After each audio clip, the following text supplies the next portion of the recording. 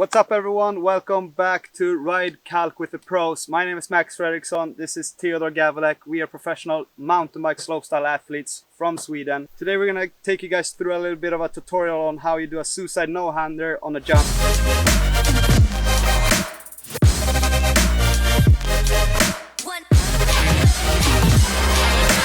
One thing that I absolutely love about the Kalk is that they're so quiet that you can literally just go out in your garden, build a jump that we're gonna jump today, and just try this in your garden at home, and no one will ever say anything about it.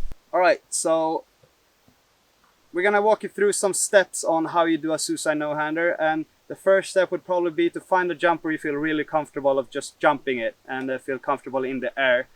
And step number 2 is probably to go up the lip and push the bike away from you, because you want the bike to be leveled, not back, not forward. And then when you have that like center of gravity, you want to pinch your knees into the seat and get your bike not wobbling.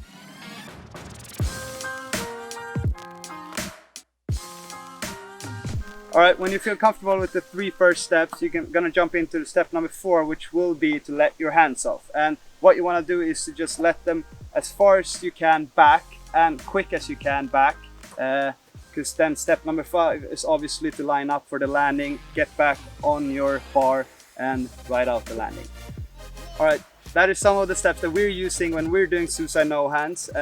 One thing that is really good to remember is that you don't need a big jump for this. As we showed in the video here, we're doing it on a very small jump. It's just a matter of how quick you are with the arms and how comfortable you are in the air, and basically you can do this as fast as you possibly can, either big, small, just anywhere. So yeah, thanks a lot for watching.